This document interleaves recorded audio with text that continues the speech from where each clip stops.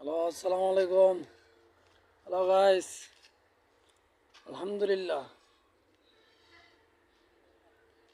ছাত্র জনতার হত্যাকারী হাজার হাজার ছেলে মেয়েদের পঙ্গুত্বকারী আমাদের সাবেক স্বৈরাচার শাসক শেখ হাসিনার মৃত্যুদণ্ড রায় হয়েছে এবং সাথে আসাদুজ্জামান কামালেরও মৃত্যুদণ্ড রায় হয়েছে।